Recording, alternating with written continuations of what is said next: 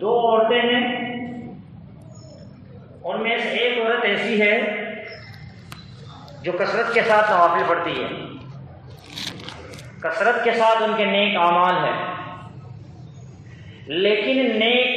نفل عبادات کے ساتھ، تلاوت کے ساتھ، نوافل کے ساتھ ساتھ وہ گناہ بھی کرتی ہے۔ یہ عورت اچھی ہے یا اس کے بنسبت وہ عورت جن کے نوافل بہت کم ہیں، ذکر بھی بہت کم ہے، بس فرائض واجبات جو سنت مؤکدہ ہے، یعنی جو خاص خاص عبادات ہے اس کا اہتمام کرنے والی ہے، لیکن اس کی صورت یہ ہے کہ وہ کوئی گناہ نہیں کرتی ہے، غیبت نہیں کرتی، چغلخوری نہیں کرتی،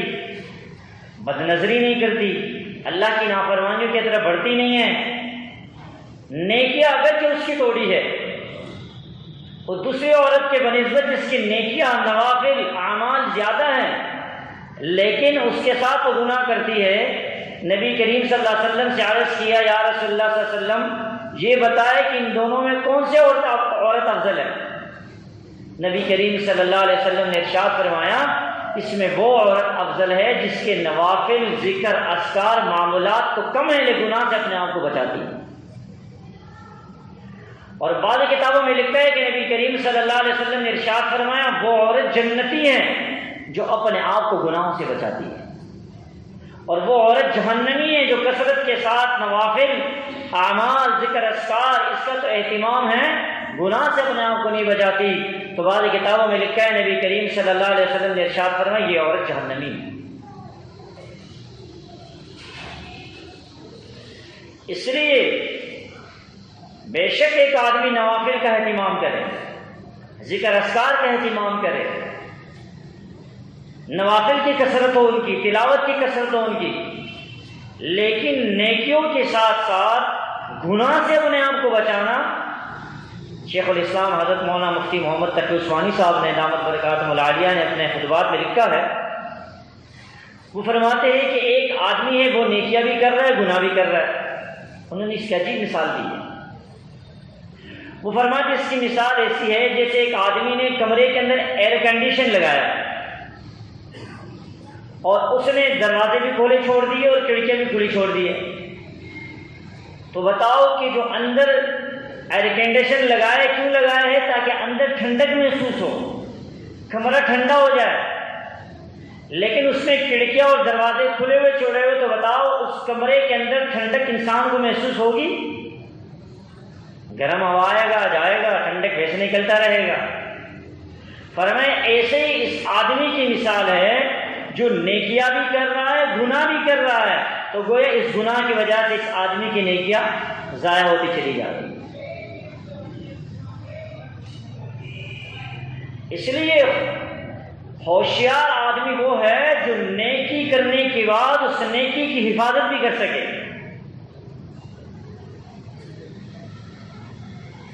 اور نیکیوں کی حفاظت انسان کو اس وقت ہوتی ہے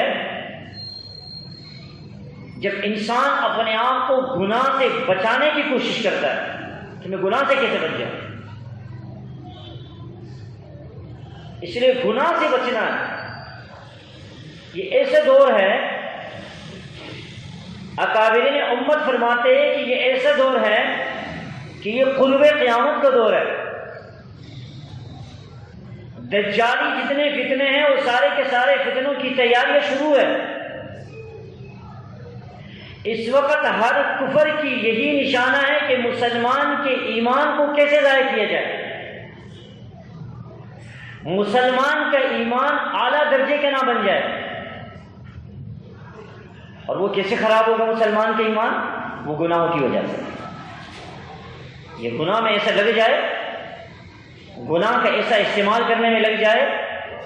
کہ یہ سمجھے کہ میں تو بہت بڑا دیندار ہوں، اور اپنے دینداری کے اندر تھوڑے بہت نیک اعمال کر کے اس کے اندر یہ ایسا پڑا رہے کہ سمجھے میں دیندار ہوں، اصل میں اس بیچارے کے پاس کچھ بھی محفوظ نہیں ہے۔ اور آج ہے بھی یہی حال، ہمارے مجالس ہمارا اٹھنا بیٹھنا، ہمارے گھروں کے اندر جو ماحول بنا ہوا ہے، بتاؤ اس کا کیا حال ہے؟ ہم اور آپ سوچ رہے ہیں ہماری نیکیاں، یقینی بات ہے ہر وقت ضائع کرنے میں ہم اول تو نیکیاں ہی بہت توڑی ہے۔ اس دور میں تو نیکی کرنا ہی مشکل ہے۔ اگر کوئی ٹوٹے پھوٹے نیک اعمال میں لگا ہوا بھی ہے تو ان ٹوٹے پھوٹے اعمال کا کثر ہم روز مرہ کے اپنے مجالس کے گناہوں کے اندر جو زبان سے نکلتے ہیں، آنکھوں سے کرتے ہیں، کانوں سے سنتے ہیں، وہ سارے کے سارے ہمارے نیکیاں اسی میں خراب ہو جاتی ہیں، ضائع ہو جاتی ہیں۔ اس لیے رجوع اللہ کی ضرورت ہے۔ ابھی ہمارے شیخ اور مرشد تشریف لے کے آئے تھے تو ہم شیخ الاسلام حضرت مولانا مفتی محمد تقی عثمانی صاحب دامت برکات ملاجہ سے ملاقات کرنے کے لیے گئے، تو حضرت کا وہ جو خواب شاید آپ حضرت نے سنا بھی ہوگا، جو ایک عالم نے پشاور میں دیکھا، حضرت کو خواب سنایا، ابھی تک وہ خواب منظر عام پہ نہیں آیا تھا۔ حضرت نے وہ پرچی منگوائی جس کے اندر خواب لکھا ہوا تھا، ہمارے شیخ اور مرشد کو خواب سنایا، اس کے بعد وہ خواب بہت زیادہ عام ہوا۔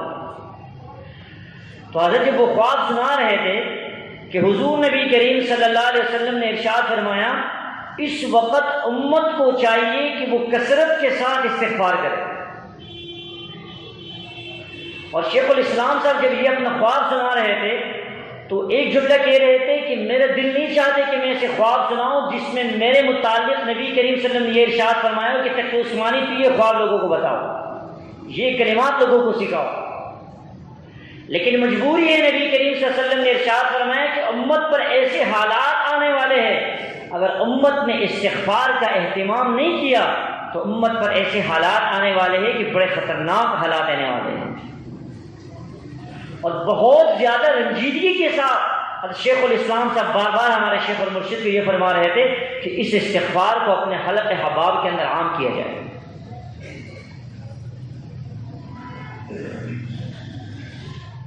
تو نبی کریم صلی اللہ علیہ وسلم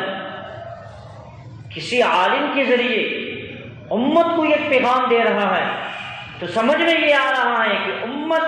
ہم سب گناہوں کے اندر اتنے آگے بڑھ چکے ہیں کہ اس وقت نبی کریم صلی اللہ علیہ وسلم کی طرف سے پیغام آ رہا ہے، اگر امت نے رجوع اللہ نہیں کیا، اللہ کی طرف متوجہ نہیں ہوئے، اللہ کی طرف رجوع نہیں کیا تو عن قریب آج ہم اور آپ سن رہے ہیں کہ فلاں ملک کے اندر زلزلہ آیا، فلاں ملک کے اندر عذاب آیا، فلاں ملک والوں پر امتحان آیا، کل یہی حالات ہمارے بھی بن سکتے ہیں اور بن رہے ہیں۔ آج ہم اور آپ جو حالات دیکھ رہے ہیں، ہر آدمی پریشانیوں کے اندر ڈوبا ہوا ہے، کاروباری پریشانیاں، مختلف قسم کی چیزیں پریشانیاں آ رہی ہے، یہ ساری کی ساری جو پریشانیاں ہیں یہ ہمارے اعمال کا نتیجہ ہے، ہمارے گناہوں کا نتیجہ ہے۔ گناہ اتنا عام ہو چکا ہے کہ مسلمان گناہ کو گناہ بھی نہیں سمجھتا۔ محفلوں کے اندر کھلے عام اچھے اچھے دینداروں کے مجلسوں کے اندر مسلمانوں کی غیبتیں کی جا رہی ہوتی ہیں، کوئی ہوتا نہیں تو اس غیبت کو رکوا لے۔ کاروباری آدمی کاروبار کر رہا ہے، اس کے اندر 100% جھوٹ بول رہا ہے اور پتہ بھی میں جھوٹ بول رہا ہوں، جھوٹ نہیں بولوں گا میرا کام نہیں چلے گا، دھوکہ نہیں دوں گا میرا کام نہیں چلے گا۔ ہر چیز کے اندر اللہ کی نافرمانیاں، اور جب اللہ کی نافرمانیاں کلم کلہ شروع ہو جائے تو وہ قوم کتابوں میں لکھے ہے اللہ کے عذاب کا انتظار کرے۔ اللہ تعالیٰ ہم سب کی حفاظت فرمائے۔ اللہ کا عذاب یہ ہماری زبانوں پر صرف آتا ہے، ہم سب کو زبانوں سے کہتے ہیں اللہ کا عذاب، اللہ ہم سب کی حفاظت فرمائے۔ اللہ کا عذاب جب آتا ہے پھر اس کے اندر دیندار بھی نہیں بچتے، گناہ کرنے والوں کے ساتھ دیندار بھی اس عذاب کے لپیٹ میں آ جاتے ہیں۔ اس لیے اگر کوئی آدمی دیندار ہے، دینی طبقے کے ساتھ ان کا تعلق ہے، اور انہوں نے ان گناہگاروں کو جو کلم کل اللہ کی نافرمانیوں میں لگے ہوئے ہیں ان کو اللہ کی طرف نہیں بلایا، ان کو رجوع اللہ نہیں کروایا، تو یہ نہ سمجھے کہ ہم تو دیندار ہیں، ہم تو بچ جائیں گے، بلکہ جب اللہ کا عذاب نافرمانیوں پر آئے گا تو پھر اللہ پاک کو دینداروں کو بھی لپیٹ میں لے لیتے ہیں۔ اللہ کا عذاب، اللہ تعالی ہم سب کی حفاظت کرتا ہے۔ اس وقت بہت سخت فکر مندی کی ضرورت ہے۔ یقینی بات یہی ہے، تنہائیوں میں جائے، آپ کو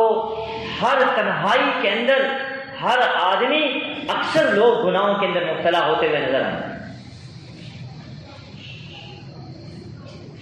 آج ہماری تنہائیاں اللہ کی نافرمانیاں بن گئی، اور اللہ پاک کو اپنے بندے کا توبہ بہت پسند ہے۔ جب بندہ اللہ کی طرف رجوع کرتا ہے، اللہ رب العزت کی طرف رجوع کرنے والا بندہ، اللہ اس رجوع کرنے والے بندے کی برکت سے سارے قوم سے عذاب ختم فرما دیتے ہیں۔ بنی اسرائیل کے اوپر جب بارش بند ہوئی تو بارش بند ہونے کا سبب کیا تھا؟ ایک ہی آدمی تھا۔ سالی آنے کا سبب کیا تھا؟ ایک ہی آدمی تھا۔ موسیٰ علیہ السلام نے سارے قوم کے ساتھ جا کر اللہ سے دعا کی، اللہ پاک نے جواب میں وحی بھیجی، ارشاد فرمایا، اے موسیٰ، اپنے قوم میں، آپ کے قوم میں ایک ایسا آدمی ہے جس نے میری اتنی نافرمانیاں کی، تم مجھے ناراض کیا، اس ایک آدمی کی وجہ سے میں نے قوم کے اوپر عذاب بارش کو بند کر دیا ہے، ایک آدمی کی وجہ سے۔ لیکن اس سے ایک آدمی نے مجمع کے اندر چپ چپ کے دل میں کہا، اللہ میں اپنے گناہوں کی معافی چاہتا ہوں، ساری زندگی تیری نافرمانی کر لی، تو نے ستاری والا معاملہ کیا، اللہ تو میں تیری سامنے دل دل میں توبہ کرتا ہوں، تجھ سے صلح کرتا ہوں، تو گواہ ہے میں آئندہ تیری نافرمانی نہیں کروں گا، اب بھی میرے ساتھ ستاری والا معاملہ کر لے۔ اللہ نے فوراً بارش کو برسانا شروع کر دیا۔ حضرت موسیٰ علیہ السلام حیران ہوئے، قوم بھی حیران ہوئی، اللہ سے التجا کیا، اللہ سے مناجات کی، اللہ سے باتیں شروع کی، اللہ وہ آدمی تو نکلا نہیں، آپ نے بارش برسانا شروع کر دیا۔ اللہ پاک نے جواب میں ارشاد فرمایا، اے موسیٰ، جس کی وجہ سے بارش بند کی ہے تو اسی کی وجہ سے بارش کو برسا رہا ہوں۔ اس لیے پتہ نہیں کس قوم کے اندر کون سا گناہ ہو جائے کہ اس گناہ کی وجہ سے اللہ کی ناراضگی آ جائے اور اللہ ساری قوم کو ہلاک کر دے۔ ابراہیم بن ادم رحمۃ اللہ علیہ ایک مرتبہ راستے میں جا رہے تھے، ایک نوجوان کو دیکھا کہ وہ شراب کے نشے میں مست پڑا ہوا ہے، بے ہوش ہے، ہوش بھی نہیں ہے اس کو۔ قریب جا کر کے دیکھا اس زمانے کا سب سے بڑا جو رئیس تھا اس کا بیٹا تھا۔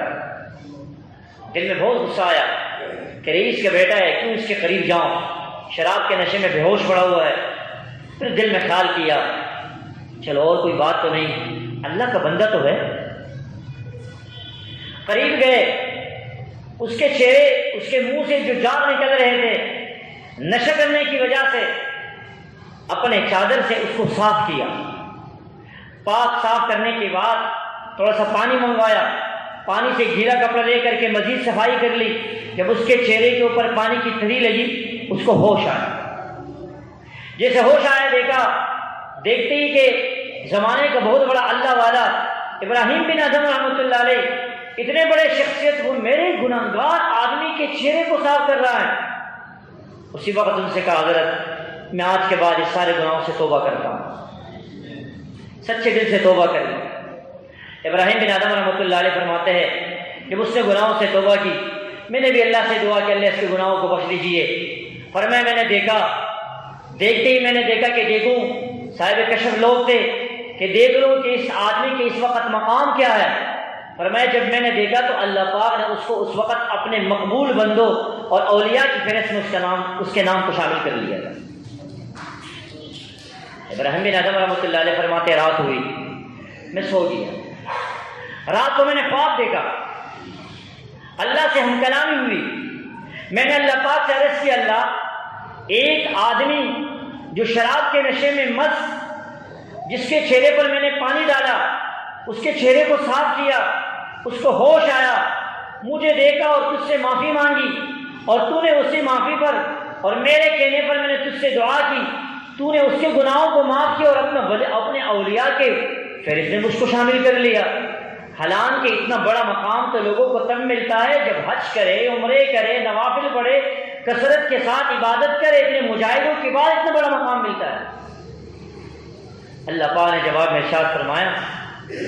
اے ابراہیم، جب تو نے اس کے ظاہر کو صاف کیا، اس کے ظاہر کو صاف کر کے مجھ سے دعا کی، تو فرمایا کہ ظاہر کو تو نے صاف کیا اور باطن میری ذمہ داری تھی، تو آپ کی وجہ سے جب آپ نے دعا کی تو میں نے اس کے باطن کو صاف کر دیا۔ اور اپنے مقبول بندوں کی فہرست میں اس لیے شامل کیا کہ آپ نے 10 سال تک بادشاہی چھوڑ کر، بلخ کی بادشاہی چھوڑنے کے بعد 10 سال تک میری عبادت کی، تو میں اپنے مقبول بندے کی دعا کو کیسے رد کر سکتا ہوں؟ تو ایک شرابی شراب کے نشے میں مست جب ہوش آیا اور اس کی طرف دیکھا کہ اللہ کا مقبول بندہ ہے، فوراً اللہ سے توبہ کی۔ اللہ پاک کو وہ توبہ اتنا پسند آیا کہ اسی وقت ان کو اپنے مقبول بندوں میں شمار کرنا ہے۔ اس لیے میرے دوست اور بھائی اور بزرگوں، اللہ رب العزت ہر وقت اپنے بندے کے انتظار میں۔ ایمان والے وہ ہوتے ہیں گناہوں سے بچنے کے لیے بہانے ڈھونڈتے ہیں۔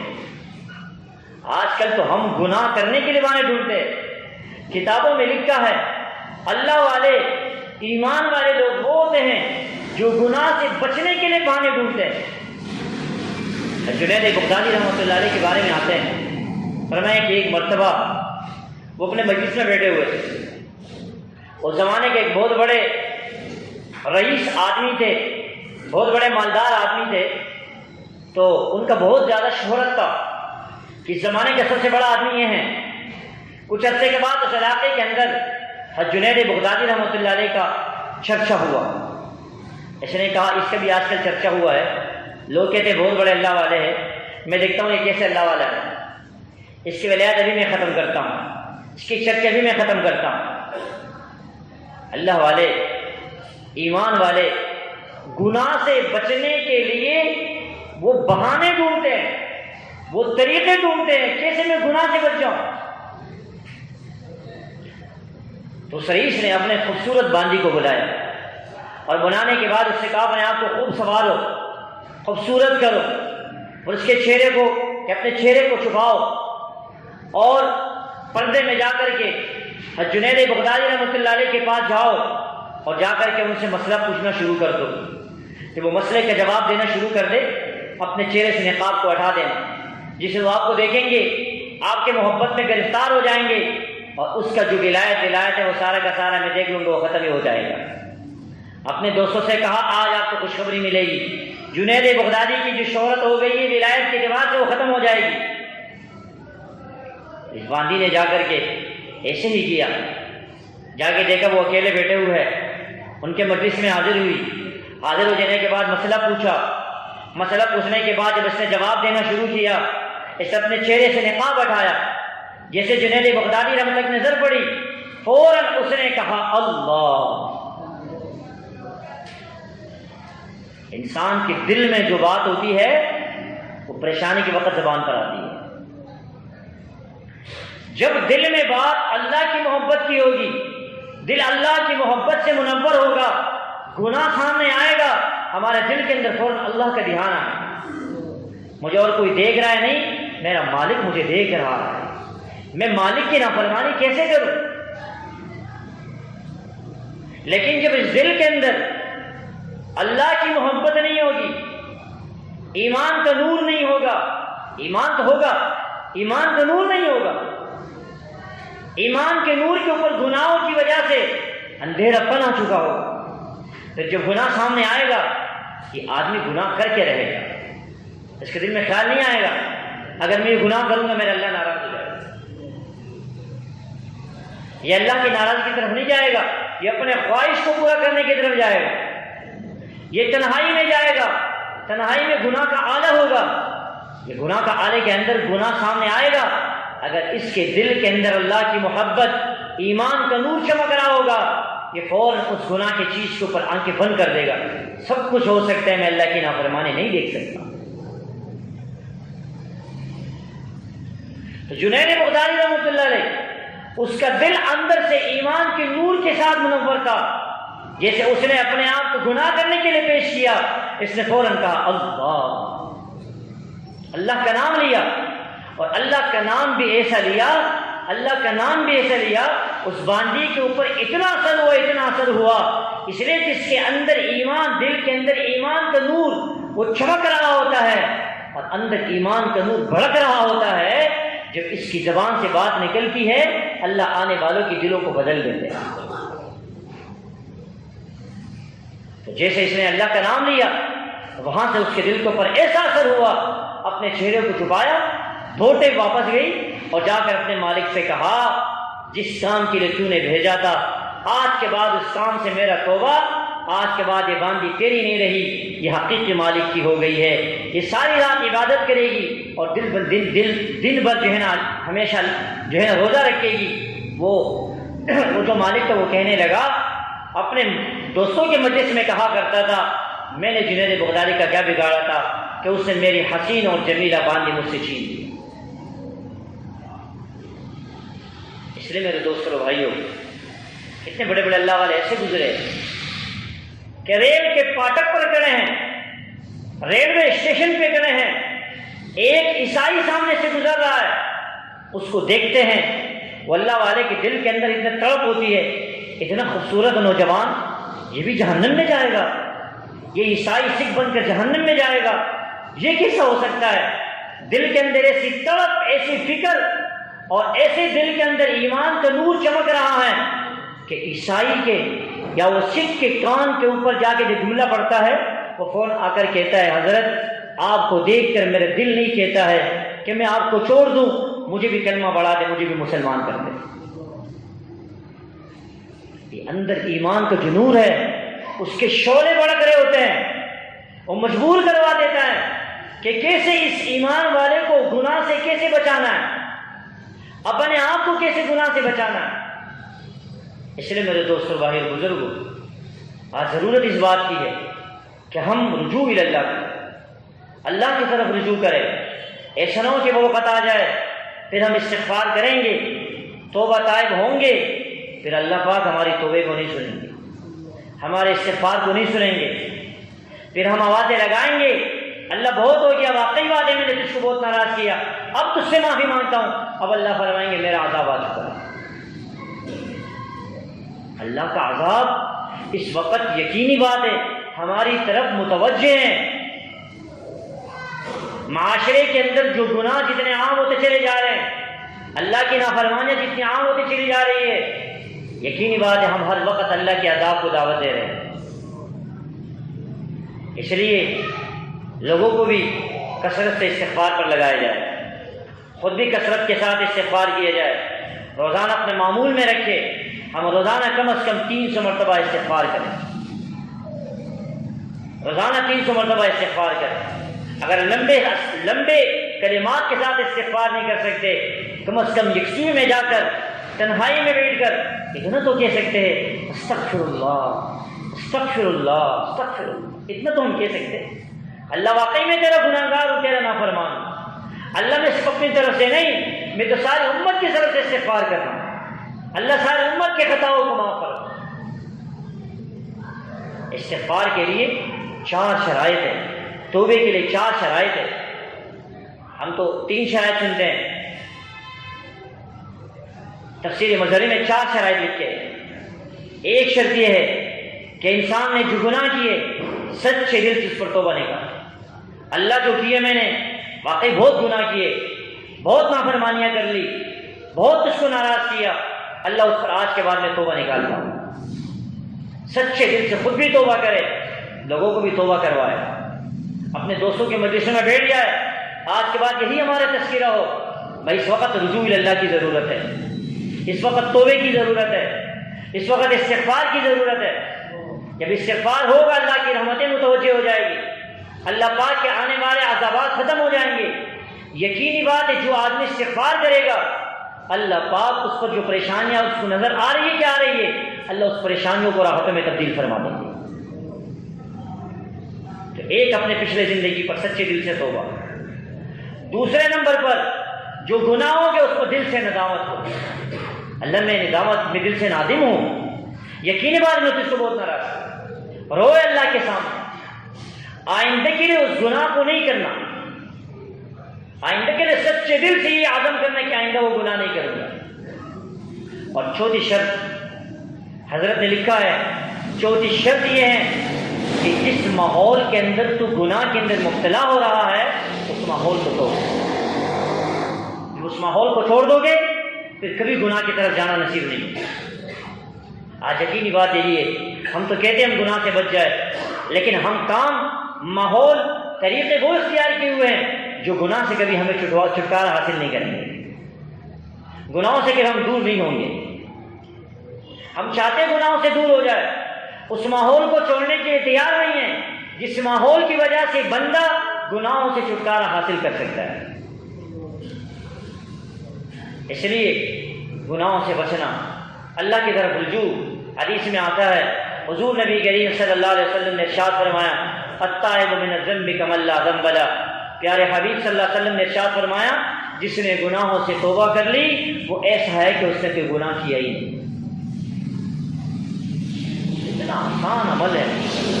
یہ کام ایمان والوں کے پاس ہے، یہ نسخہ اللہ نے ایمان والوں کو نصیب فرمایا ہے۔ ایمان والے صرف ایک مرتبہ کہے اللہ میرے گناہوں سے توبہ، اللہ سارے خطاؤں کو معاف فرما دے۔ بعض کتابوں میں لکھا ہے اللہ پاک کو بعض وقت اپنے بندے کا توبہ اتنا پسند آ جاتا ہے، اللہ گناہوں کو تو معاف بھی کر دیتے، اس گناہوں کو نیکیوں سے بھی تبدیل فرما دیتے۔ اس لیے میرے دوستوں بھائی بزرگ، رجوع اللہ، اللہ کی طرف رجوع کرے، اللہ سے تعلق بنائیں، لوگوں کو رجوع اللہ کی طرف کروائے۔ ایسا نہ ہو کہ آج ہماری زبانوں پر یہی ناشکری کے بول، آج یقینی بات ہماری زبانوں پر ناشکری کے بہت زیادہ بول، اور یہ ناشکری کے بول یہ بھی گناہ ہے۔ جس سے بھی پوچھو وہ ناشکری کی زبان، گھر کے اندر جاؤ تو بیوی ناشکری، عورتوں کی زبانوں پر ناشکری، مردوں کی زبانوں پر ناشکری، بچوں کی زبانوں پر ناشکری، جوانوں کی زبانوں پر ناشکری۔ جب ماں باپ اپنے بیٹے کے سامنے ناشکری کے بول بولتے ہیں، وہی اولاد اپنے ماں باپ کے سامنے ناشکری کے بول بولتے ہیں۔ آج اگر بچے کے پاس 3-4 جوڑے ہیں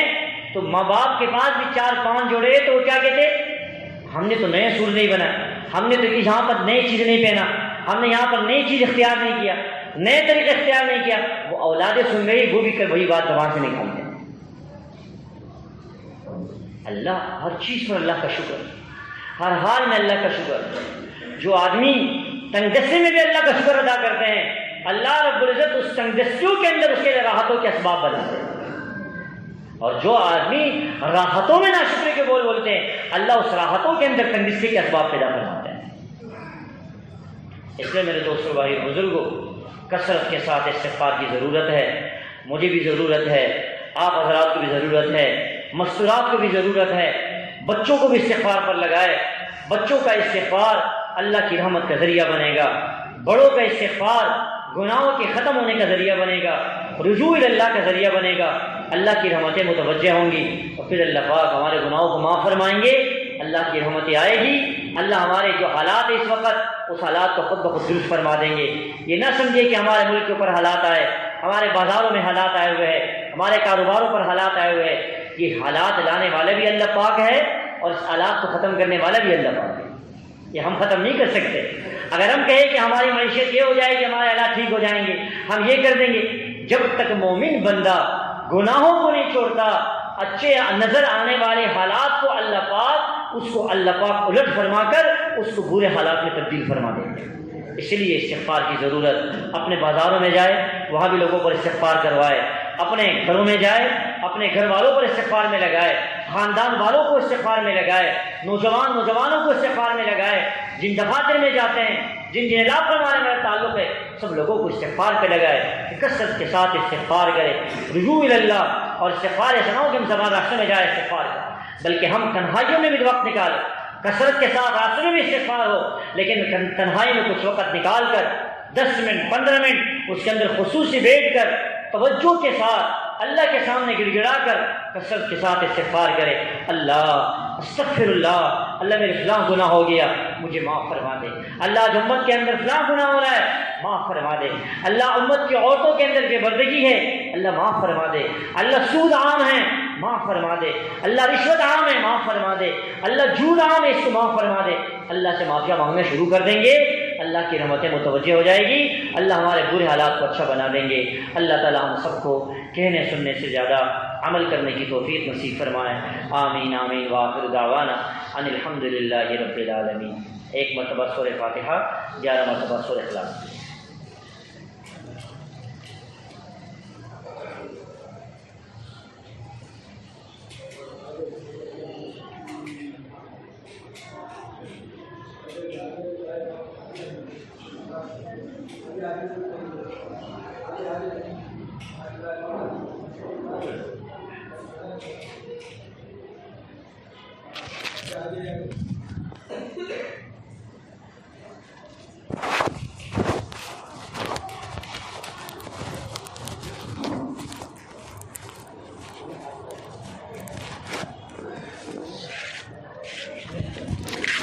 فن کر دے ریکارڈنگ بند نہیں کیا ہے